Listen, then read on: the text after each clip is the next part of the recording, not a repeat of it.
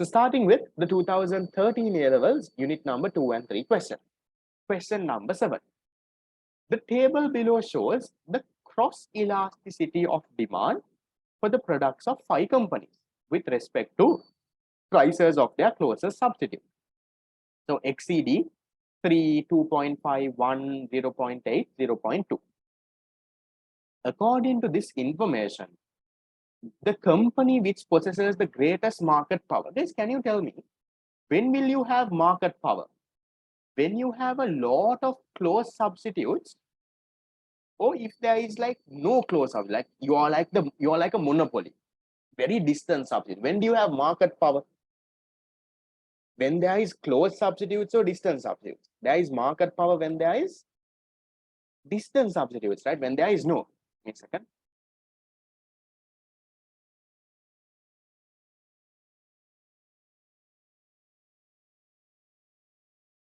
Okay.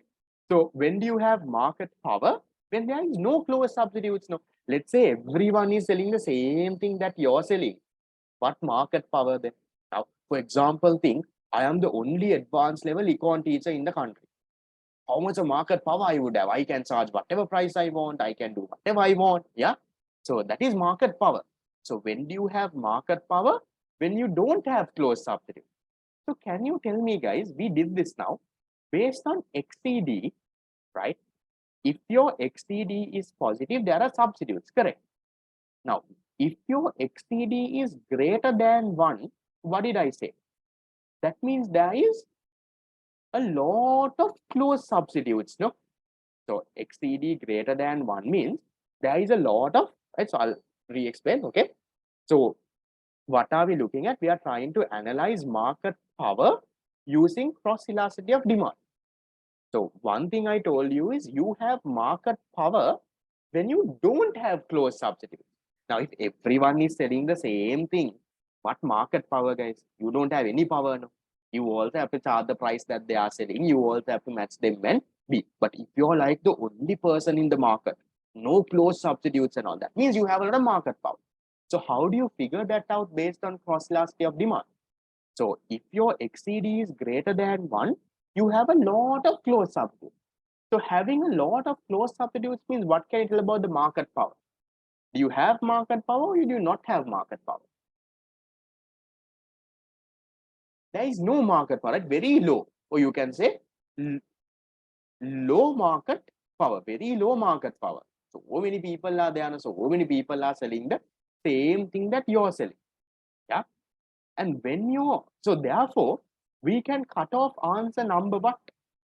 We can cut off number company A, B, and C, you can cut off because A, B, and C, all of it is 1 no more than 1. That means there are a lot of close substitutes. Then, guys, there are 2 answers left, D and E. What do you think, guys? When your XCD is high, you have close substitutes. So, ideally, the lowest, when your XCD is the lowest, that is where you have the least amount of substitutes, guys. So, therefore, which one can be our answer? Our answer can be company E. Company E, why? Company E has the lowest cross elasticity of demand, meaning it has the least amount of competitors around. No, it has the lowest XCD. It has the least amount of cross elasticity demand. So what does that mean? That means your market power is the highest. So company E is the one that has the highest amount of market power. Okay. Now, then we'll go to question 8. Okay, easy one. We already discussed this. Total revenue of a firm will decline when? When will the total revenue fall? When the price rises and supply is elastic. Question 7 again. Then what can you say, guys? Okay, guys, can you talk about total revenue and supply? Did we learn something like that? No, right? We spoke about total revenue and PED, no? Not PES, no. So we'll leave this, right? We'll leave that. We don't know. We'll just leave that. Okay. the price falls and demand is elastic. Yes, if the price falls and the demand is elastic, what will happen? The QD will increase a lot, no? Huge increase in the QD. Demand is elastic. As a result, what will happen to total revenue? Total revenue will then increase. We are looking for an answer that says total revenue will decline. So not 2 also. Then third one, price rises, demand is inelastic. Let's see. Price is going up. Okay. If demand is inelastic, what will happen to QD, guys? QD will fall by a QD falls by a very little, small fall. So what will happen to total revenue then? Price increases a lot. QD falls a little means total revenue will still increase. Yeah. So not 3 as well. We look at 4. Price rises, demand is elastic. Price is going up. If the demand is elastic, what will happen? QD will fall a lot, no? QD falls down so much. As a result, what happens to our total revenue? Total revenue will decrease. Can that be our answer? Can be the answer, right? See, this says where total revenue declines. So maybe this is our answer. We'll keep it. We'll look at the next one. Price falls and demand is unitary elastic. Guys, can you tell me what will happen to total revenue here? Will total revenue increase or decrease? Price is falling, demand is unitary elastic. Total revenue will increase or decrease? Total revenue will not increase and decrease. Total revenue will remain constant. Unitary elastic doesn't change. Have that in your mind. So which one is our answer then? Our answer is number 4. Price rises and demand is elastic. This supply part we'll ignore, guys. We never learned about supply and total revenue. We learned PED and total revenue. So I'll just leave that there because we already have a correct answer. Fine. See, can you see the same area that we learned last class? Now they have tested around 2-3 times. So every year there is at least one question from that area, guys. This PED total revenue part, they will ask in different ways. Now last year in 2012 paper, how did they ask? They said a price of rice has gone down. The expenditure of this consumer remained constant. Then they asked what is that? Then we said unitary. Now this way, same thing they are testing, but in a different way. They are saying what total revenue will decline when one of this happens. So see, same knowledge tested in different ways. So that's like a guaranteed 2 marks almost every year. Okay, right. Going to the next one. Question number 9. X is an inferior good. A decrease in income will cause what? What do you think?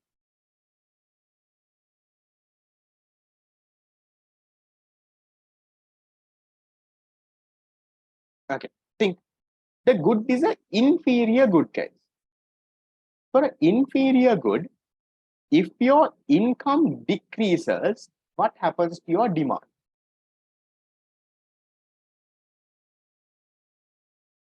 Demand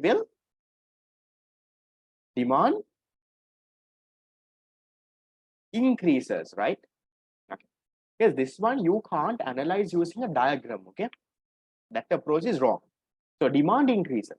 Yes, can you tell me for a good, if the demand for a good increases, what happens to the good price? What happens to the price of the good? If the demand increases, now demand shifting right kind of thing, just put in your mind and see. If the demand increases, what happens to the price? Price. If the demand increases, price. Come on, draw just have picture a diagram and see demand shift into the right. What will happen to the price?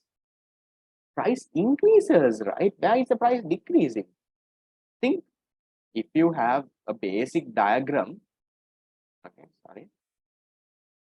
If the demand for a good increases, let's say this is the demand and supply, near the price. Now, when the demand increases, rightward shift, price goes up, no guys. Yeah. So you can't say price decreases, price increases. Is then can you tell me if you take an inferior good, does it comply with the law of demand? Yes or no? Does it comply with the law of demand? Yes, right? There is a negative relationship between price and QD, no? So if the price increases, what do you think should happen to quantity demanded?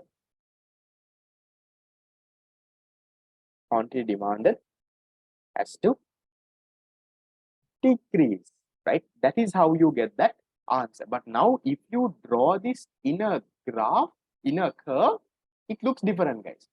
If you this is the tricky question that the examiner put. Now, usually what will people do? People will draw a diagram. Yes, can you tell me which one is the answer for this in your past paper? Have they given the proper answer? They have given 3, right? Or have they given 5? Not 5, no? They've given 3, no? Yes, that's what I also remember. In your past paper book, 2013, question number 9, answer is 3, right? But if you normally draw the diagram, you end up with answer number 5. How? Think. You will say there is demand, there is supply. This is the demand curve, this is the supply curve. This is equilibrium price. What has happened? A decrease in the income. A decrease in the income will cause an increase in the demand, right? So rightward shift. As a result, equilibrium price will go up. Past paper is saying 5. Oh, is it the other question? There's another question that is tricky. I can't remember one question, you can't draw the diagram and get. If the past paper is saying 5, then you can go the normal way, guys. Then you can draw the diagram and have a look. I remember the past paper saying 3. I'm not sure which question this is. Can some people are saying 3, some people are saying 5. Can someone check which one is the past paper saying? Decrease in income will not shift the demand curve for left. This is an inferior good, no, guys. So if it's an inferior good, if the income decreases, people would buy more of it. Demand will increase. It will not shift to the left. Normal good, yes, shift to the left. Past paper is saying 3, right? That's why I said.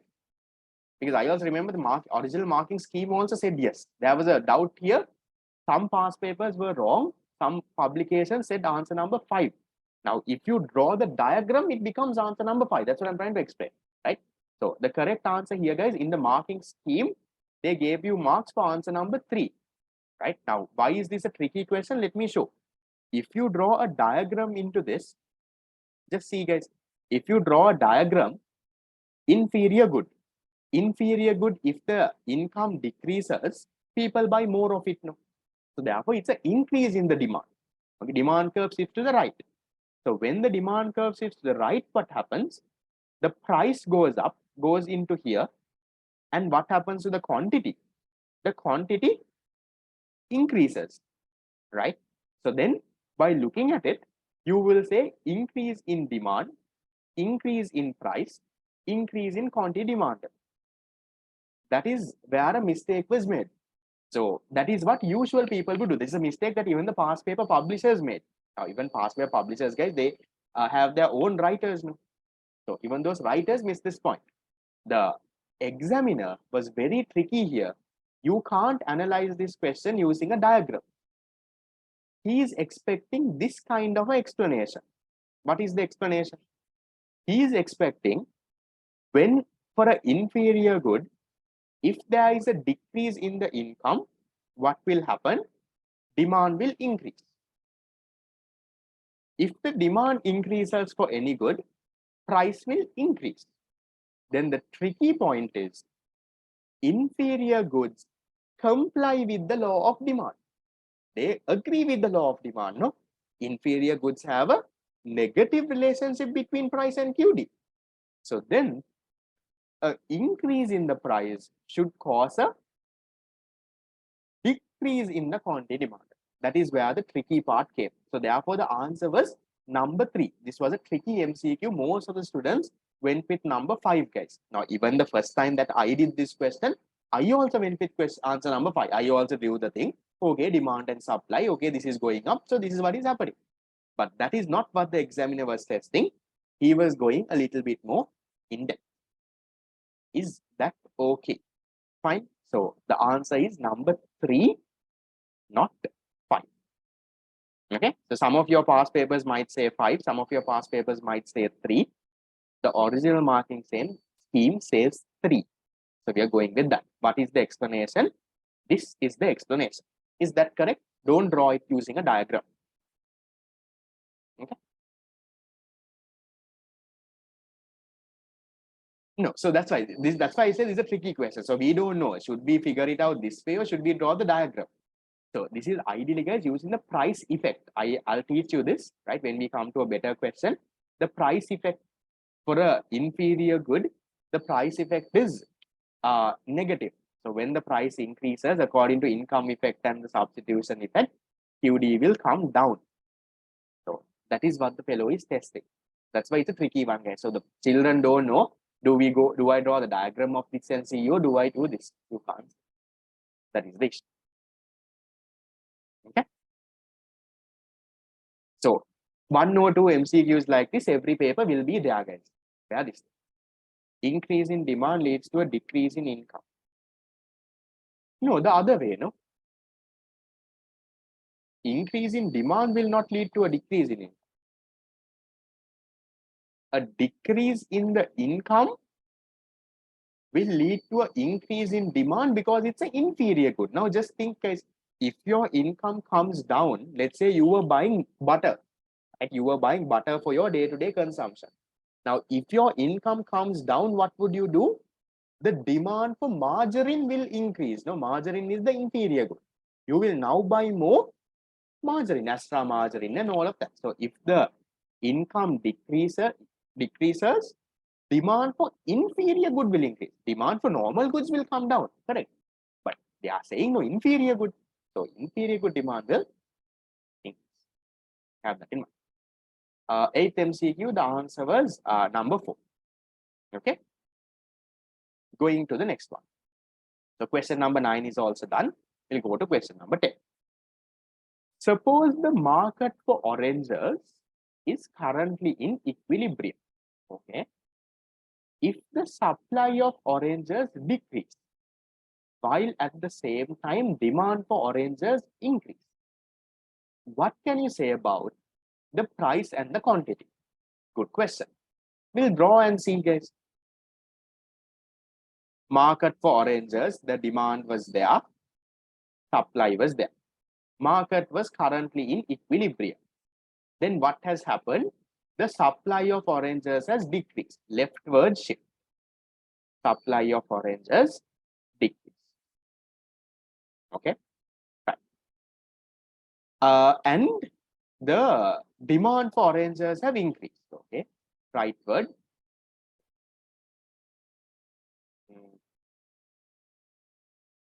Drawing a straight line is the hardest. Okay. Right. Demand for oranges have increased. So now based on this, what can you say, guys?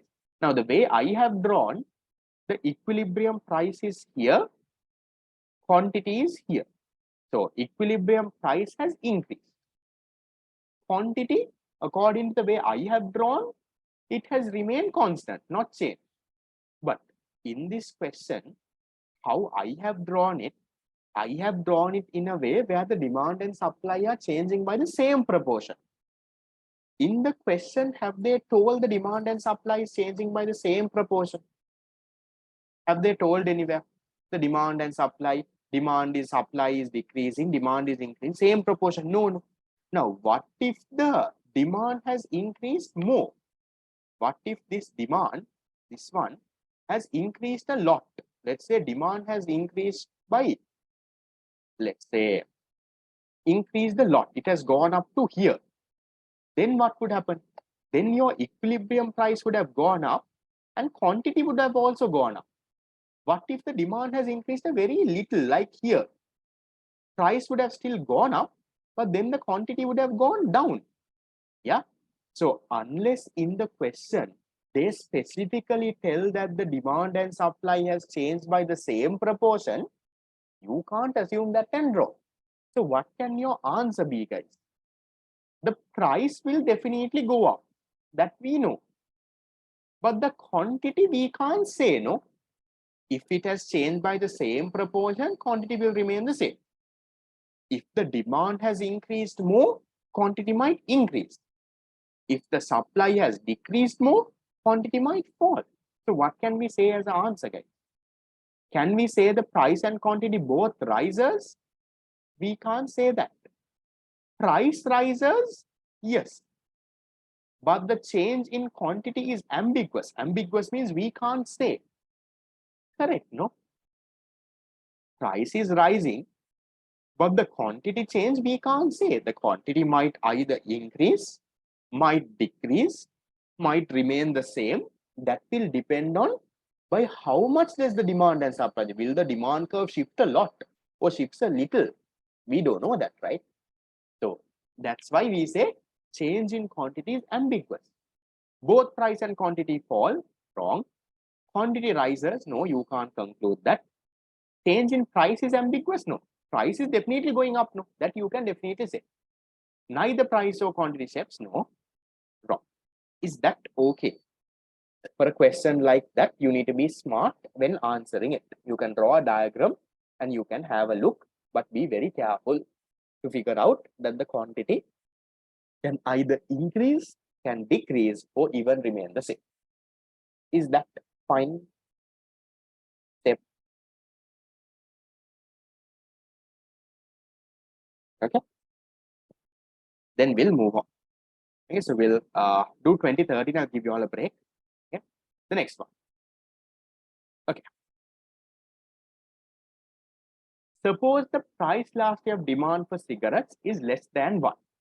That means it is inelastic.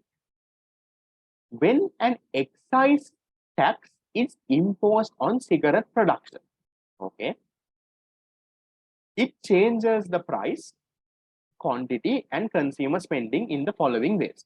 Yes, can you all tell me? If a tax is put, what will happen to the price of cigarettes? Will it increase or decrease? Come on, that is basics, guys, that you all should be able to know by. The price of cigarettes will increase, guys. Think there is the demand for cigarettes, inelastic demand. They are saying less than 1. Supply is there. So what has happened? Now there is a tax on cigarettes. As a result, what happens? As a result, price goes up. So price increases. So therefore, we can cut off answer number 1 and 2. Yes, what do you think happens to quantity? When there is a tax and the supply curve shifts and price increase, the quantity of cigarettes purchased, does it increase or decrease? Quantity purchased decreases, right? So therefore, I'll cut off answer number 5 also. What can you tell about consumer spending? That is the hint coming from here. Consumer spending means consumer expenditure. Demand is what? Less than 1. This is what? PED is less than 1 means elastic or inelastic? PED is less than 1 means it is inelastic. Now, remember what we learned last class? See, they are testing this again. So, what is happening? With the tax, the price is increasing, but the quantity purchased is falling a very little, no? Can you see? Price increases a lot, but the change in quantity is very less. So, what do you think happens to consumer spending, consumer expenditure? Consumer expenditure will, or consumer spending will increase, right? Remember, inelastic demand. We learned this last class in detail. So, which one is our answer then? The 4th one is our answer. Price increases, QDD. That is very easy to find out. But this consumer spending, you can even look at the diagram, guys. Even look at this diagram. Earlier, consumer spending was this box, right? Now the consumer spending is which one? This orange one here. this one. So you can calculate the areas and see definitely the area of the orange one will be higher than the blue one. Okay, so consumer expenditure is going up. Is that okay? Fine. 11 is 4. Okay, done. We'll go to the next one. 12. Suppose the government sends a parent a coupon that can be used to subsidize the cost of sending each child to daycare. What would you expect to occur in the market for daycare services? What do you think happens, guys? Guys, tell me, is this a consumer subsidy or a producer subsidy? Government is giving the subsidy to whom? Are they giving it to the daycare owner, or are they giving it to the parents, the consumer? The parents are the ones sending their children. So whom are they giving the daycare, the subsidy to? They're giving the subsidy to whom? They're giving the subsidy to the consumer, the parents, right? So this is a consumer subsidy. So what do you think will happen, guys, then? Will the demand for daycare increase or the supply for daycare will increase? What do you think happens? Now, this is the equilibrium price and quantity. Government is giving a subsidy to whom? The parent. This is a consumer subsidy, we agree. So what should increase, guys? The demand will increase, guys. This is not the typical subsidy we learn in our syllabus, right? But remember, under factors affecting demand, we learn government policies can affect demand. So if the government gives a subsidy to the consumer, what will happen, guys? The demand for daycare will increase. Now, a lot of parents like to put their children in daycare. Why? Because government is giving them a subsidy. Government is giving them a coupon. You can take this coupon and let's say maybe get a discount in when you put your child to the daycare, or you can get free daycare services. I don't know. So government is giving some sort of a coupon, a subsidy. So as a result, what do you think happens, guys? The demand for daycares will increase. What will happen to the price?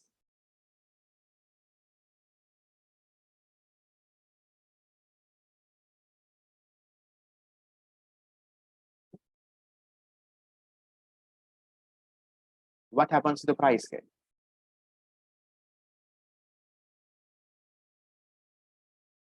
That's again a tricky part. Now, according to our diagram, okay, now see, demand for daycare falls, lowering the price. Demand for daycare rises, lowering the price. Supply, okay, now the supply part we can cut off now, guys. Supply of daycare is not going to get affected because the government is giving the subsidy to the consumer for the demand, right? Permanent shortage of daycare services, again, I don't think. What do you think happens here? Now, if you draw a diagram, okay, if you draw the diagram and see what happens, the demand will increase, and the price will increase. What do you think, guys? There is a subsidy also. I want you all to think. Take a moment, think. What do you think happens? The demand is increasing, this is increasing. What is happening here? What will happen to the price? Think, always think there is a subsidy in the story. What's going to happen? Will the price go up? Will the price come down? What do you think? Think is, give me some logical answer rather than just guessing. Give me some logic. Why are you saying that it is going to increase? Or why are you saying that it is going to decrease?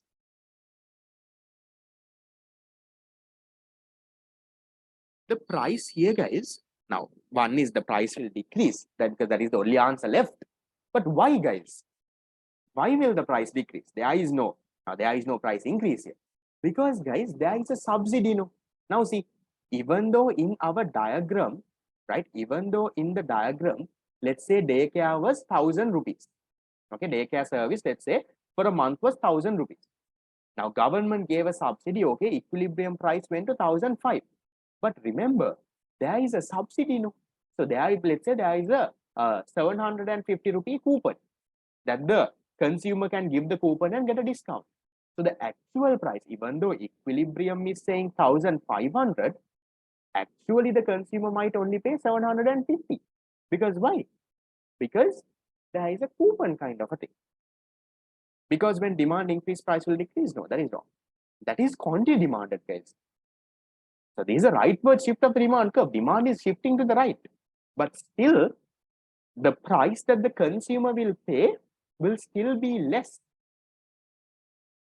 Oh, what do you think, guys? Price the consumer pay will still be less, no? So the demand for daycare will rise. That is definitely there because the subsidy, and the price will be lower. Did you get that, guys? You can't just do that by drawing a diagram. That is what I want you to highlight. You have to think a little bit more ahead, because when you draw the diagram, what happens? When you do the diagram, you see demand curve shift in the right. Okay, demand increase. Price also increase. No, but the examiner wants you to think a little bit more detail. Examiner wants you to think, right, demand curve is in the right, fine, equilibrium price is going up, but consumer is getting a subsidy. They're getting some sort of a coupon in our story. So meaning the price that the consumer will pay actually go down, because otherwise it's not beneficial, no, guys. Just think, if the coupon has to definitely lower the price of than the previous price, no? Otherwise, what is the point of giving a coupon? Okay. So is that clear, guys? That kind of thinking is needed for a question like this, a little bit of advanced thinking. Fine. Okay. Right. Then going to the next one. Question 30. What is necessary for consumer surplus to be zero? What do you think? When do you think consumer surplus will be zero? I'll draw this with my zoom, this one. Okay. Think, guys, you have demand, you have supply. Based on this, you have equilibrium price, right? When do you think consumer surplus will be zero? These are normal demand curve. The more and more elastic the demand becomes, consumer surplus decreases, right? If the demand is inelastic, consumer surplus is very high. The more and more elastic it is becoming, what is happening? Consumer surplus decreases. The moment when demand becomes perfectly elastic, right? If demand is perfectly elastic, now what happens? Consumer surplus is zero, because consumer surplus is what?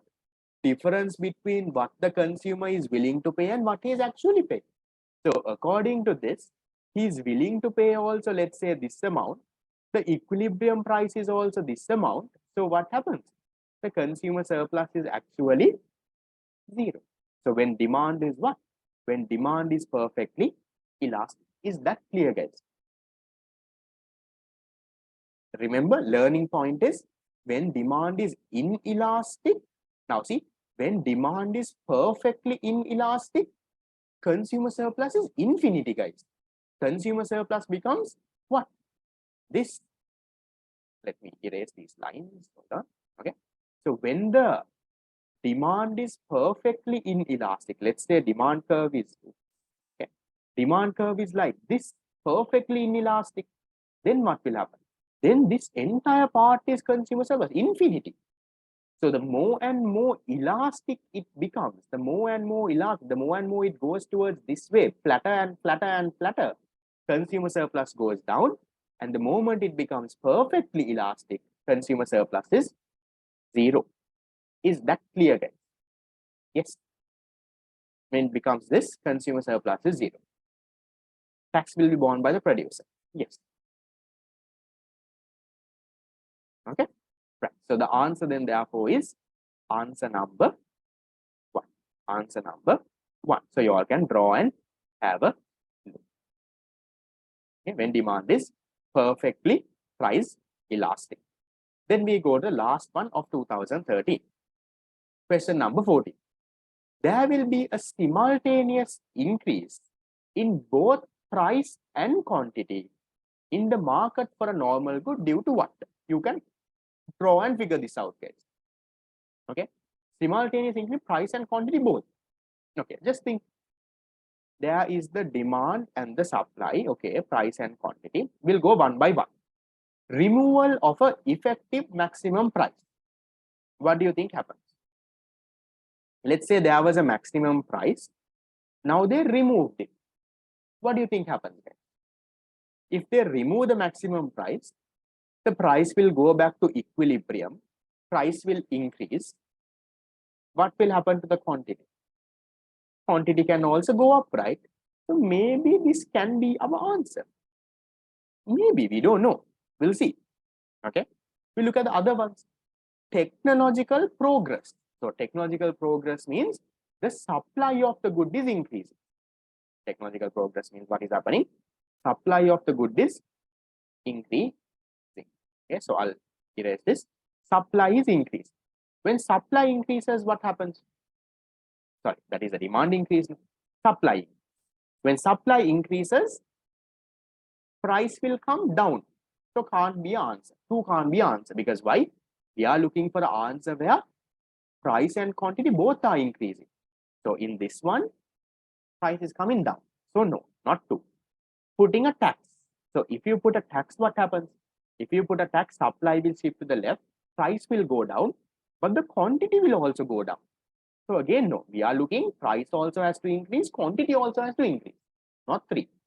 4th one, granting of a subsidy. Subsidy means supply curve will shift to the right, price will go down. Again, wrong. Decrease in the price of a substitute. If the price of substitute decreases, demand will fall. If demand falls, price will also fall, quantity will also fall. So not this all. So therefore, what happens?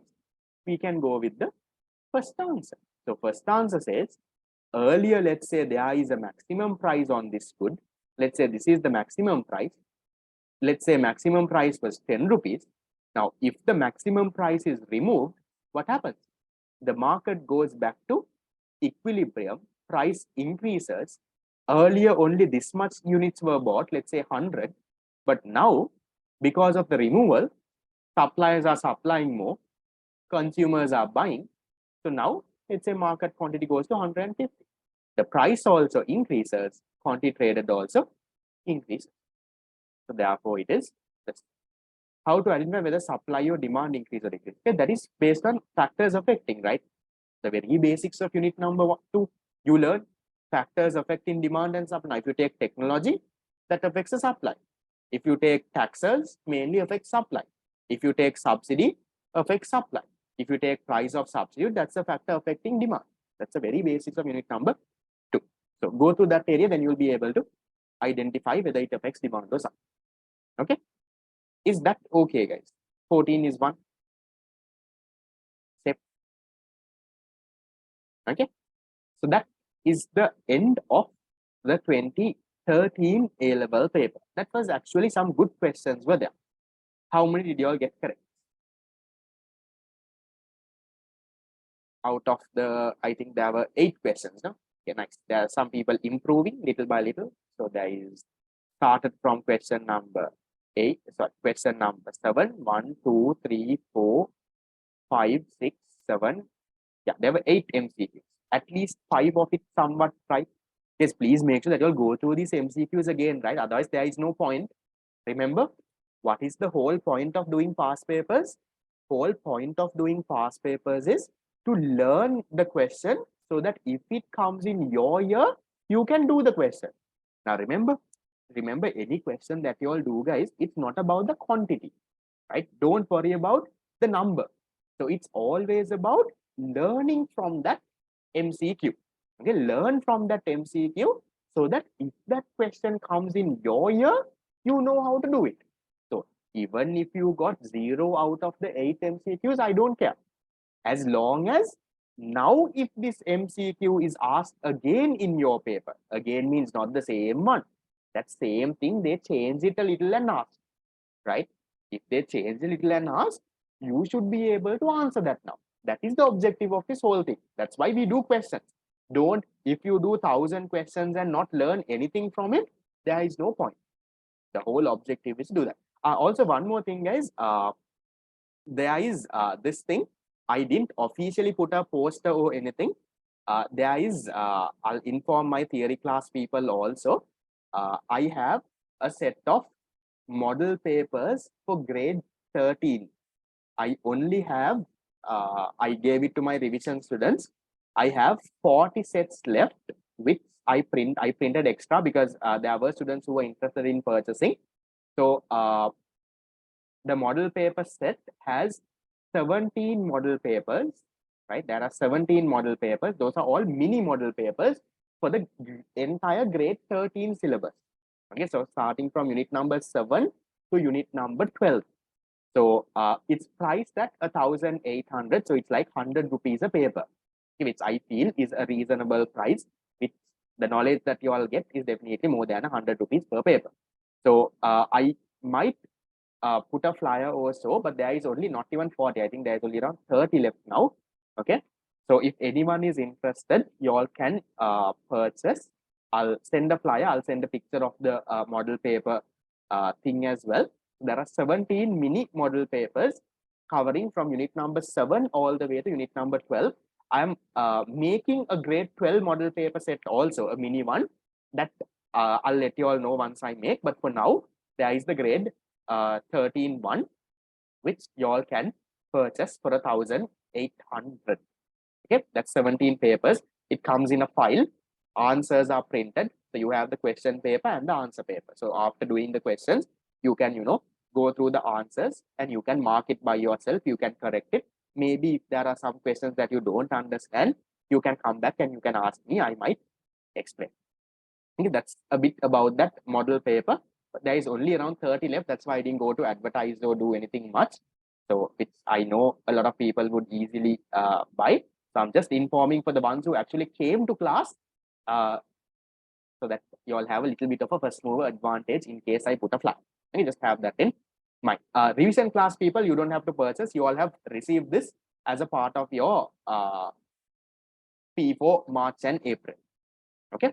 Revision class people, if you're there, don't guide. You would have got it, right? Anyone got it? No? Did you all get your tutes today? Was the model paper set there? No one got it? Your tutes were sent. Ratnapura, okay. Ratnapura, I think will come tomorrow. Tomorrow, day after. So I think Colombo people, I think any of you all know who is a part of my revision class? No one? Okay, right.